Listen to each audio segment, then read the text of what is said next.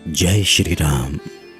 हनुमान चालीसा 40 चौपाइयों यानी के पंक्तियों में लिखी गई हनुमान जी की सबसे ज्यादा लोकप्रिय और असरदार प्रार्थना है, जिसे गाते ही हमें अपने अंदर एक अलग ही जोश, अलग ही पॉजिटिविटी महसूस होती है। लगता है हनुमान जी अब हमारे सारे संकट हर लेंगे। तो जो भी हनुमान भक्त हैं वो हनुमान जी को प्रसन्न करने के लिए हनुमान चालीसा जरूर पढ़ते हैं। वैसे क्या आप जानते हैं हनुमान चालीसा को लिखा किसने था? इसे लिखा था गोस्वामी तुलसीदास जी ने, जिन्होंने रामचरितमानस की भी रचना की थी। तो इस शो में हम इसी छोटी सी लेकिन बेहद शक्तिशाली स्तुति हनुमान चालीसा को पूरी तरह से समझने की कोशिश करेंगे। तो यहां पर हमारा आपसे एक सवाल है, अगर आप हनुमान चालीसा पढ़ते हैं तो क्या आप उसका पूरा अर्थ समझते हैं? उसमें लिखी 40 पंक्तियों में क्या बात कही जा रही है, किस भाव से कहा जा रहा है, ये पूरी तरह जानते हैं?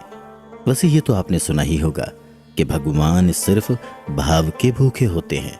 भगवान को इन बातों से कोई मतलब नहीं कि आप उन्हें सोने या चांदी के सिंहासन पर बिठा रहे हैं, 56 भोग लगा रहे हैं या रूखा सूखा खिला रहे हैं। वो भक्ति में भक्त के भाव, उसकी इंटेंशन, उसका प्रेम देखते हैं और कुछ नहीं। और ये भाव उन तक हमारी प्रार्थना के द्वारा पहुंचता है। हम प्रार्थना में क्या शब्द इस्तेमाल कर रहे हैं, कौन सी भाषा इस्तेमाल कर रहे हैं, क्या पहनकर कहां बैठकर प्रार्थना कर रहे हैं, इन सभी बातों से ज्यादा जरूरी बात यह है कि प्रार्थना करते हुए हमारे दिल से क्या भाव निकल रहा है। इसीलिए कोई भी प्रार्थना या स्तुति करते हुए हमें उसके अर्थ को अच्छे से जानना बहुत जरूरी है। उसको बोलते हुए हमारे अंदर से भाव कैसे उठेंगे? जब समझकर प्रार्थना की जाएगी तो वो पूरे दिल से, पूरे भाव से उठेगी और फिर भगवान तक भी जरूर पहुंचेगी। हनुमान चालीसा हनुमान जी की सबसे ज्यादा प्रसिद्ध और असरदार प्रार्थना है।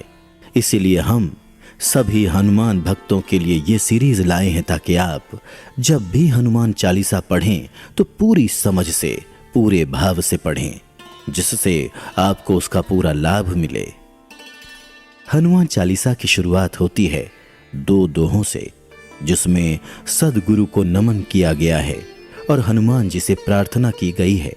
इसके बाद आती है 40 चौपाइयां, जिनमें हनुमान जी के रूप, भक्ति, शक्ति का वर्णन है, उनके द्वारा किए गए महान कार्यों की सराहना है।